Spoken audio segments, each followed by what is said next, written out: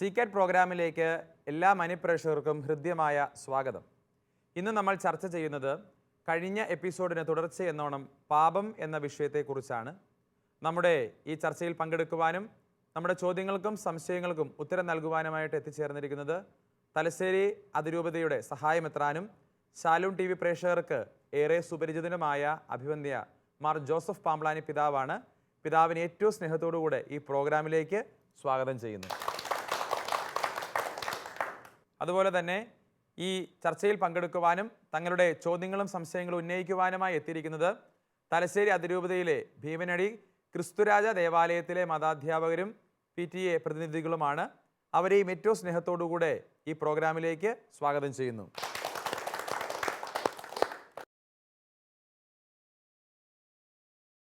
അടുത്ത ചോദ്യം ആരാണ് ചോദിക്കുന്നത്? ഓക്കെ, സെബാസ്റ്റ്യൻ സാറാണ്. സാറിൻ്റെ ചോദ്യം എന്താണ്? പിതാവേ, എൻ്റെ ചോദ്യം ഇതാണ്. ദൈവാത്മാവിനാൽ നയിക്കപ്പെടുന്നവരെല്ലാം ദൈവത്തിൻ്റെ പുത്രന്മാരാണ്. നാം മക്കളെങ്കിൽ അവകാശികളുമാണ്. ദൈവത്തിൻ്റെ അവകാശികളും ക്രിസ്തുവിൻ്റെ കൂട്ടവകാശികളും. എന്തെല്ലാമാണ് ദൈവത്തിൻ്റെ അവകാശവും ക്രിസ്തുവിൻ്റെ കൂട്ടവകാശവും എന്ന് വിവരിക്കാമോ? യെസ്, അതായത് ദൈവമക്കളുടെ അവകാശം എന്ന് പറയുന്നത് എന്താണ്? അടിസ്ഥാനപരമായി ദൈവരാജ്യം, സ്വർഗമാണ് ദൈവമക്കളുടെ അവകാശം, അല്ലേ? സെബാസ്റ്റ്യൻ സാറിൻ്റെ മക്കളുടെ അവകാശം എന്ന് പറയുന്നത് എന്താണ്? സാറിന് എന്തെല്ലാം ഉണ്ടോ അതെല്ലാം സാറിൻ്റെ മക്കളുടെ അവകാശമാണ്, അല്ലേ? അല്ല, എഴുതി കൊടുത്തിട്ടുണ്ടോ ഇതിനോടകം? കൊടുത്തില്ല.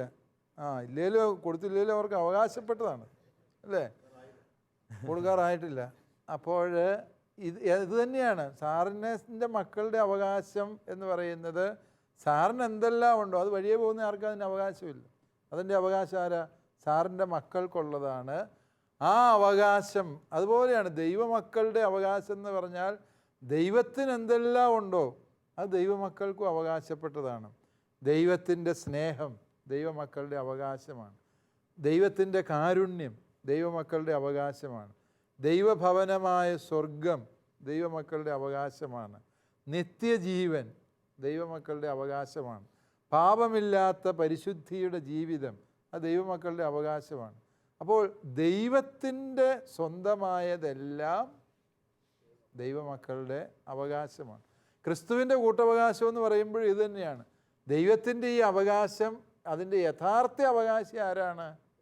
ഈശോ മിശിഹായാണ്. കാരണം ദൈവത്തിൻ്റെ പുത്രൻ, ഏകജാതനായ പുത്രൻ ഈശോ മിശിഹായാണ്. ആ ഈശോയെ രക്ഷകനും നാഥനുമായി സ്വീകരിക്കുന്നതിലൂടെ ദൈവപുത്രനിൽ നാം ദൈവമക്കളായി തീർന്നു. അതാണ് അതിൻ്റെ ദൈവശാസ്ത്രം. ദൈവപുത്രനിൽ നാം ദൈവമക്കളായി തീർന്നു. യോഹന്നാൻ്റെ ആമുഖ ഗീതത്തിൽ സുവിശേഷം പറയുന്ന അവനെ സ്വീകരിച്ചവർക്കെല്ലാം ദൈവമക്കളാകാൻ അവകാശം ലഭിച്ചു. അതാണ് പ്രധാനപ്പെട്ട ദൈവശാസ്ത്രം. ഈശോ എന്ന ദൈവപുത്രനെ നമ്മൾ രക്ഷകനായി സ്വീകരിച്ചു കഴിഞ്ഞപ്പോഴാണ് ദൈവമക്കളായി നാം മാറുന്നത്. ഇത് തമ്മിൽ വ്യത്യാസമുണ്ട്. ഈശോ ദൈവത്തിൻ്റെ പുത്രനായിരിക്കുന്നത് പോലെ അല്ല നമ്മൾ ദൈവത്തിൻ്റെ മക്കളായിരിക്കുന്നത്. അത് തമ്മിലുള്ള വ്യത്യാസം എന്താ? ഈശോയുടേത് മറ്റാർക്കും തുല്യമല്ലാത്ത ദൈവത്തിൻ്റെ ഏകജാതൻ്റെ മഹത്വമാണ് ഈശോയുടെ. ആ ഈശോയെ സ്വീകരിച്ചപ്പോൾ നമുക്ക് കൂട്ടവകാശം ലഭിച്ചു. അതുകൊണ്ട് അതിലൂടെയും നമ്മൾ കൈവശപ്പെടുത്തുന്ന എന്താണ്? ഈ ദൈവമക്കളുടെ അവകാശം തന്നെയാണ്. ഓക്കെ, സെബാസ്റ്റ്യൻ ഉത്തരം വ്യക്തമായല്ലോ അല്ലേ? വ്യക്തമായി. ഓക്കെ, അടുത്ത ചോദ്യം ആരാണ് ചോദിക്കുന്നത്? ഓക്കെ, ലിൻഡ ടീച്ചറാണ്. ടീച്ചറുടെ ചോദ്യം എന്താണ്? പിതാവേ, എൻ്റെ ചോദ്യം ഇതാണ്. ലഘുവായ പാപത്തോടെ ഒരാൾ മരിക്കുകയാണെങ്കിൽ അയാൾ സ്വർഗത്തിൽ പോകുമോ? എല്ലാ മാരക പാപങ്ങൾക്കും കുമ്പസാരത്തിലൂടെ പാപമോചനം ലഭിക്കുമോ? യെസ്, ലഘുവായ പാപത്തോടെ ഒരാൾ മരിച്ചാൽ അയാൾ സ്വർഗത്തിൽ പോകുമോ എന്നാണ് ലിൻഡ ടീച്ചറുടെ ചോദ്യം. നേരിട്ട് സ്വർഗത്തിൽ പോകുകയില്ല. ചില വിശുദ്ധീകരണം ആവശ്യമുണ്ട്. പാപം ലഘുവാണേലും പാപമാണ്, അല്ലേ? പാപവും കൊണ്ട് സ്വർഗത്തിൽ കയറാൻ പറ്റിയല്ല. അതെല്ലാവരും ഓർത്തിരിക്കേണ്ട കാര്യം. ഇച്ചിരി ഉള്ളെന്ന് പറഞ്ഞിട്ട് കാര്യമില്ല. പാപം കൊണ്ട് അങ്ങോട്ട് കയറാൻ പറ്റിയത്. അതിന് വിശുദ്ധീകരണം ആവശ്യമുണ്ട്. അതിനാണ് സഭ നമ്മെ പഠിപ്പിക്കുക. ശുദ്ധീകരണ സ്ഥലം ഉണ്ട്. ലഘുപാപങ്ങളിൽ മരിക്കുന്ന വ്യക്തികൾ ശുദ്ധീകരണ സ്ഥലത്തിലൂടെ കടന്നു പോകേണ്ടതുണ്ട് എന്നും, അതുപോലെ തന്നെ മാരക പാപങ്ങൾ ചെയ്തിട്ട് അതിൻ്റെ കാലിക ശിക്ഷ പരിഹരിക്കാത്തവരും ശുദ്ധീകരണ സ്ഥലത്തിലൂടെ കടന്നു പോകേണ്ടി വരുമെന്നും തിരുസഭ നമ്മളെ പഠിപ്പിക്കുന്നുണ്ട്. ഈ വക കാര്യങ്ങളെക്കുറിച്ച് മുൻ എപ്പിസോഡുകളിൽ നമ്മൾ വിശദമായി ചർച്ച ചെയ്തിട്ടുള്ളതാണ് എന്ന് പ്രേക്ഷകർ ഓർമ്മിക്കും എന്ന് ഞാൻ വിചാരിക്കുന്നു. അതോടൊപ്പം ടീച്ചർ ചോദിച്ച രണ്ടാമത്തെ ചോദ്യം എന്താണ്? എല്ലാ മാരക പാപങ്ങളും കുമ്പസാരത്തിലൂടെ മോചിക്കപ്പെടുമോ എന്ന് ചോദിച്ചാൽ മോചിക്കപ്പെടാം. നമ്മൾ വിശ്വസിക്കുന്നു. കാരണം എന്താണ്? കുമ്പസാരത്തിലൂടെ നമ്മുടെ പാപം മോചിക്കുന്ന ആരാണ്? കുരിശുമരണത്തിൽ ഈശോ നമുക്ക് വേണ്ടി നേടിത്തന്ന രക്ഷയിലെ പങ്കാളിത്തമാണ് കുമ്പസാരക്കൂട്ടിൽ സംഭവിക്കുക. അത് അച്ഛൻ്റെ സാമർഥ്യമോ ഈ പാപി ഇച്ചിലൂടെ ഇത്രയും കഠിനമായി പാപം ഏറ്റുപറഞ്ഞതുകൊണ്ട് കിട്ടുന്നതുമല്ല, മറിച്ച് ഈശോ നേടിത്തന്ന രക്ഷയിലെ പങ്കാളിത്തമാണ്. ഈശോ എല്ലാ പാപങ്ങൾക്കുമുള്ള പരിഹാരമാണ് എങ്കിൽ എല്ലാ പാപങ്ങളും അവിടെ മോചിക്കപ്പെടാം. എന്നാൽ സഭ ചില റിസ്ട്രിക്ഷൻസ്, ചില നിയന്ത്രണങ്ങൾ അതിൽ വരുത്തിയിട്ടുണ്ട്. എന്താണ് എന്ന് ചോദിച്ചാൽ, അതിനാൽ തന്നെ നമ്മൾ സഭയ്ക്ക് പുറത്താകുന്ന ചില കുറ്റങ്ങളുണ്ട്. ആ കുറ്റങ്ങൾ ചെയ്ത പാപം മോചിക്കാൻ സാധാ വൈദികർക്ക് അവകാശമില്ല. ചില പാപങ്ങൾ റോമാ മാർപ്പാപ്പായ്ക്ക് വേണ്ടി നിജപ്പെടുത്തിയിട്ടുണ്ട്. മാർപ്പാപ്പായുടെ അനുവാദത്തോടെ മാത്രമേ ആ പാപം മോചിക്കാൻ പറ്റുള്ളൂ. എന്ന് പറഞ്ഞാൽ ആ പാപം ചെയ്തയാൾ റോമിന് ഫ്ലൈറ്റ് കയറി ചെന്ന് മാർപ്പാപ്പയുടെ അടുക്ക് കുമ്പസാരിക്കാൻ ചെല്ലണമെന്നല്ല അർത്ഥം. അത്തരം പാപങ്ങൾ ചെയ്ത വ്യക്തികൾ സാധാരണ വൈദികൻ്റെ അടുത്ത് കുമ്പസാരിക്കുക. ആ കുമ്പസാരം കേൾക്കുന്ന വൈദികൻ ഇപ്രകാരം ഒരു പാപം മോചിക്കാൻ എനിക്ക് അനുവാദം തരണമേ എന്ന് പരിശുദ്ധ മാർപ്പാപ്പായോട് അപേക്ഷിക്കുകയും മാർപ്പാപ്പ അതിൻ്റെ വിഷയങ്ങൾ പഠിച്ച് അനുവാദം ഇദ്ദേഹത്തിന് കൊടുക്കുകയും ചെയ്ത് കഴിഞ്ഞാൽ ഇദ്ദേഹത്തിന് പാപമോചനം കൊടുക്കാൻ പറ്റുള്ളൂ. മാർപ്പാപ്പയ്ക്ക് മാത്രം മോചിക്കാൻ കഴിയുന്ന പാപങ്ങൾ ഏതൊക്കെയാണെന്ന് വിശദീകരിക്കാമോ? യെസ്, അത് കാനൻ നിയമത്തിൽ ലാത്തേ സെൻറ്റൻസിയ പാപങ്ങളുണ്ട്. അതിനാൽ തന്നെ സഭയ്ക്ക് പുറത്താകുന്ന പാപങ്ങളിൽ പെട്ട ചിലതാണ്. ഉദാഹരണമായി പറഞ്ഞാൽ ഒരു വൈദികൻ കുമ്പസാര രഹസ്യം നേരിട്ട് വെളിപ്പെടുത്തിയാൽ, ഇന്നയാൾ എൻ്റെ അടുക്കൽ വന്ന് ഇന്ന പാപം പറഞ്ഞ് കുമ്പസാരിച്ചു എന്ന് പറഞ്ഞാൽ ആ പാപം ആ വ്യക്തിയെ സഭയ്ക്ക് പുറത്താക്കുന്ന മഹ്റോൻ ശിക്ഷയ്ക്ക് കീഴിൽപ്പെടുത്തുന്ന പാപമാണ്. ആ പാപം മോചിക്കാൻ ആർക്കേ അവകാശമുള്ളൂ? പരിശുദ്ധ മാർപ്പാപ്പായ്ക്ക് അവകാശമുള്ളൂ. മറ്റൊരു ഇങ്ങനെ റിസർവ് ചെയ്തിരിക്കുന്ന പാപങ്ങളിൽ മറ്റൊന്നും വൈദികരെക്കുറിച്ചാണ്. വൈദികൻ ഏതെങ്കിലും വ്യക്തിയോടൊത്ത് 6-ാം പ്രമാണം ലംഘിക്കാൻ ഇടവരികയും ആ വ്യക്തിയുടെ പാപം വൈദികൻ മോചിക്കുകയും ചെയ്തു. ഇന്ന പാപം ചെയ്തത് പുറത്താരും അറിയണ്ടെന്ന് വിചാരിച്ച് ഞാൻ തന്നെ ആ പാപമോചനം തന്നേക്കാം എന്ന് പറഞ്ഞാൽ അപ്രകാരം പാപമോചനം കൊടുത്തു എന്നുള്ള പാപം വളരെ ഗുരുതരമാണെന്നും അത് റോമാ മാർപ്പാപ്പായ്ക്ക് റിസർവ് ചെയ്തിരിക്കുന്നു. അത് sin of an absolution of an accomplice എന്നാണ് കാനൻ നിയമം പറയുക. അത് വളരെ ഗുരുതരമായ തെറ്റായിട്ടാണ്. അതായത് ഇത്തരത്തിലുള്ള പല കാര്യങ്ങളും നിങ്ങൾ ശ്രദ്ധിച്ചാൽ മനസ്സിലാകും. ഏറ്റവും ഉത്തരവാദപ്പെട്ട വൈദികർ സംബന്ധിച്ചാണ് ഇത്തരത്തിലുള്ള കർക്കശമായ നിയമങ്ങൾ സഭയിൽ നിലനിൽക്കുന്നത്. മറ്റൊന്ന്, ഒരു ഉദാഹരണം പറഞ്ഞാൽ വിശുദ്ധ കുർബാനയെ മനഃപൂർവ്വം അവഹേളിക്കുന്ന പാപങ്ങൾ. ഇപ്പോൾ ഉദാഹരണമായിട്ട് നമ്മൾ ആരെങ്കിലും പരിശുദ്ധ കുർബാന മോഷ്ടിച്ചു കൊണ്ടുപോയി ബ്ലാക്ക് മാസിന് അത്തരം കാര്യങ്ങൾക്ക് ഉപയോഗിച്ചു എന്ന് വിചാരിക്കുക. ആ പാപവും ഇപ്രകാരം ഗുരുതരമായ തെറ്റാണ്. അതും ഈ രീതിയിൽ മോചിക്കപ്പെടേണ്ടതാണ്.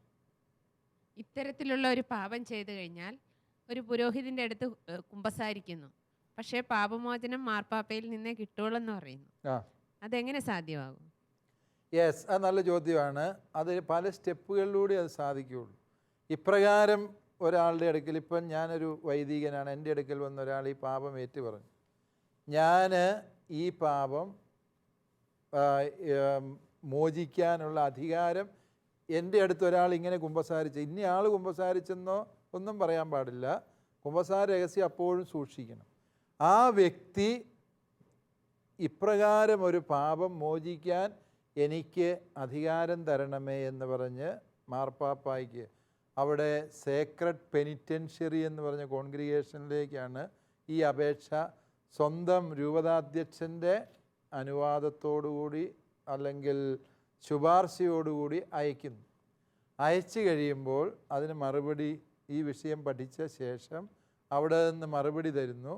ഓക്കെ, ഈ പാപം മോചിക്കാൻ ഈ ഒരു തവണ ഈ ഒരു പാപം മോചിക്കാൻ അച്ഛനെ അനുവദിച്ചിരിക്കുന്നു എന്ന് പറയും. അപ്പോൾ ആ വ്യക്തി എന്ത് ചെയ്യണം? ഈ കുമ്പസാരം കേട്ട അച്ഛൻ ഈ വ്യക്തിയെ രണ്ടാമത് വിളിച്ചു വരുത്തും. എന്നിട്ട് പാപമോചനം നൽകും.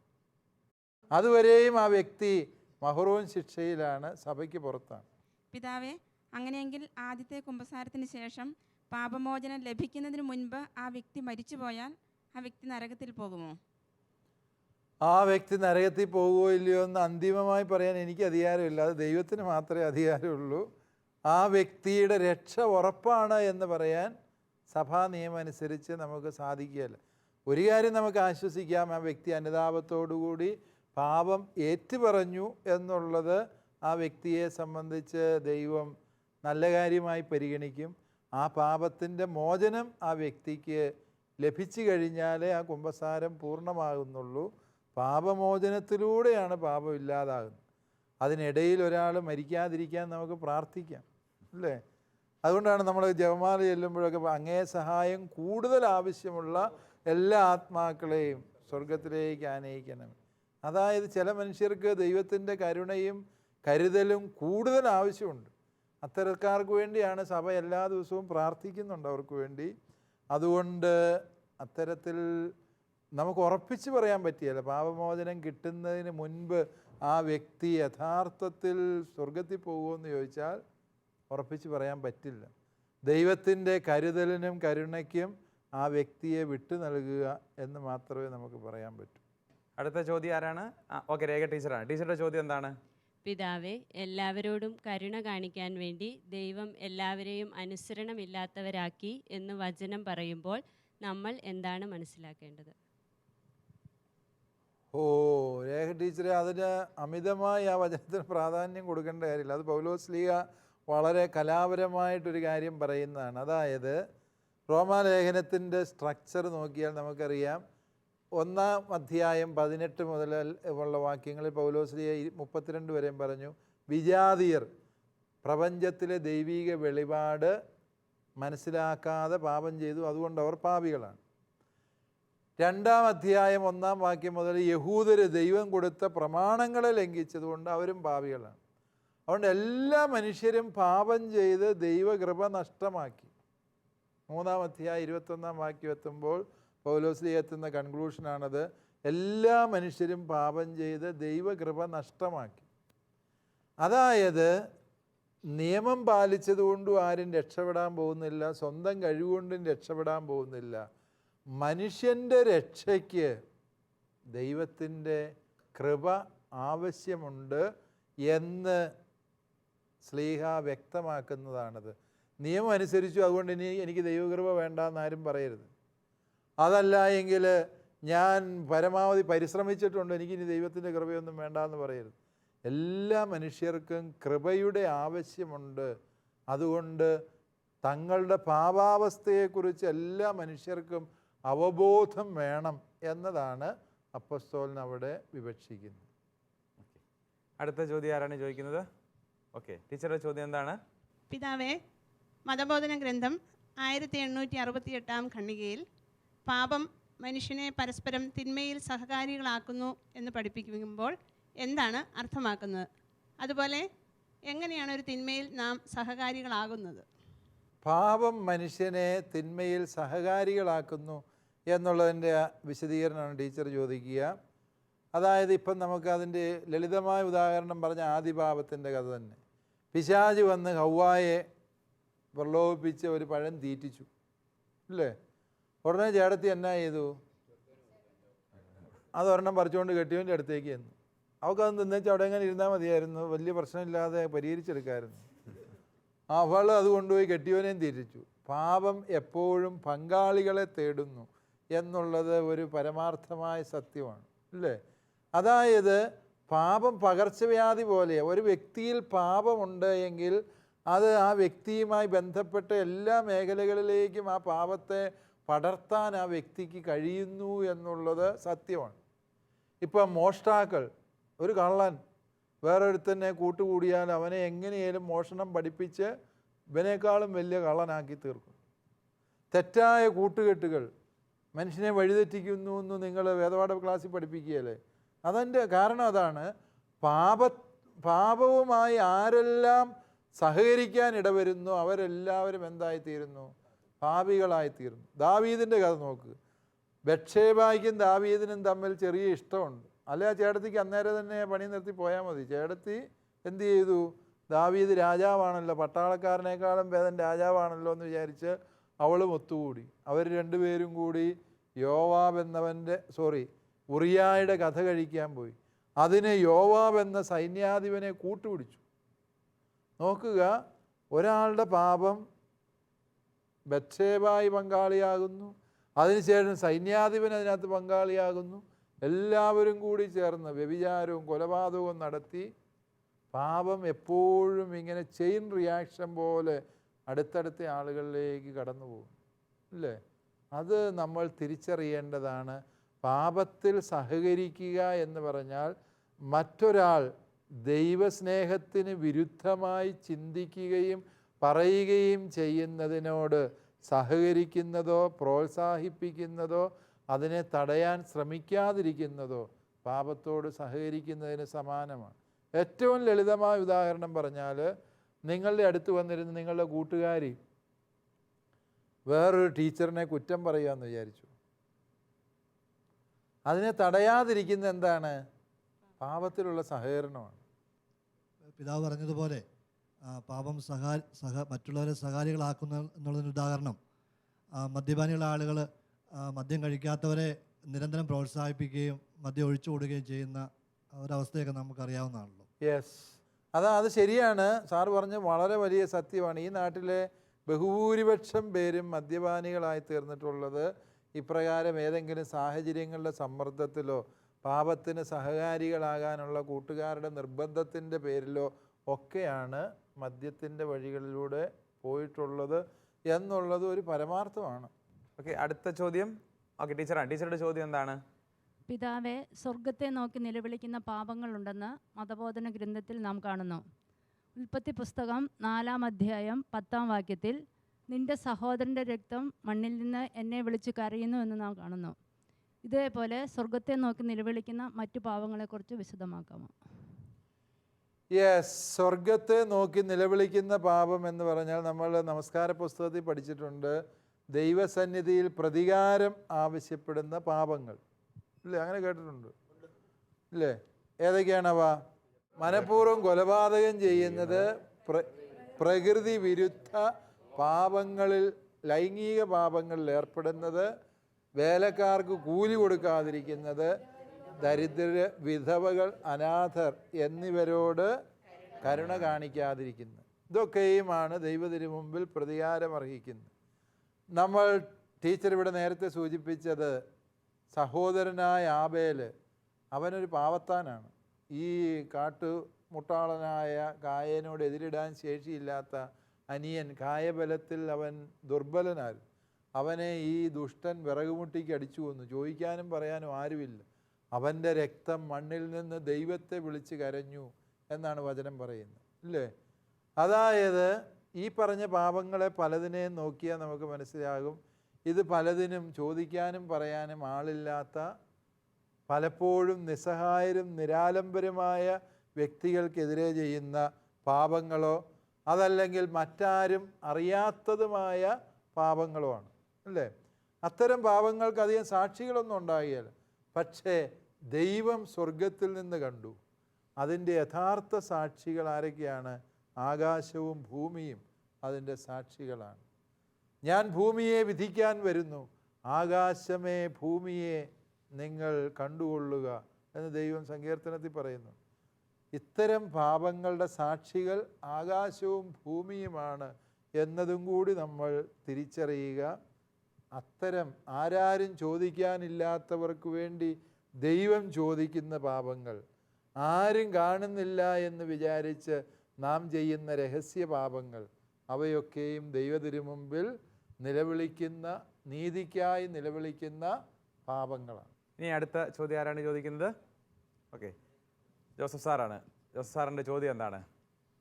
പിതാവേ, മൗലിക പാപങ്ങൾ, മൗലിക ദുർഗുണങ്ങൾ ഇവ രണ്ടും ഒന്നാണോ? അങ്ങനെ അല്ലെങ്കിൽ അവ തമ്മിലുള്ള വ്യത്യാസം ഒന്ന് വിശദീകരിക്കാമോ? മൂലപാപങ്ങൾ എന്നാണ് പറയുന്നത് അല്ലേ? നമ്മൾ സാധാരണഗതി നമസ്കാര പുസ്തകത്തിൽ പഠിക്കുന്ന എന്താണ്? മൂലപാപങ്ങൾ.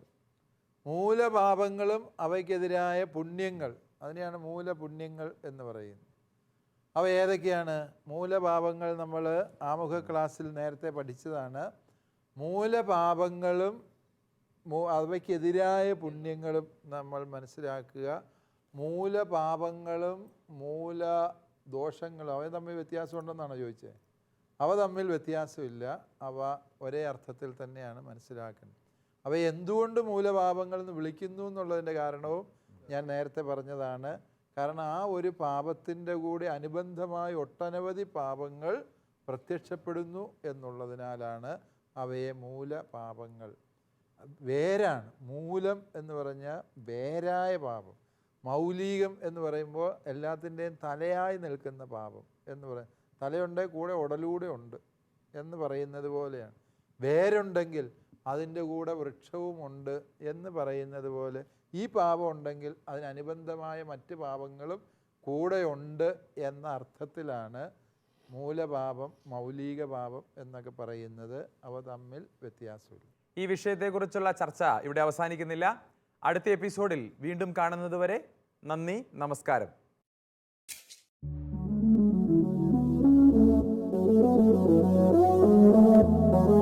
CCAT പ്രോഗ്രാമിന്റെ മുൻ എപ്പിസോഡുകൾ കാണുവാൻ ലോഗോൺ ചെയ്യൂ www.shalomtv.tv/ccat.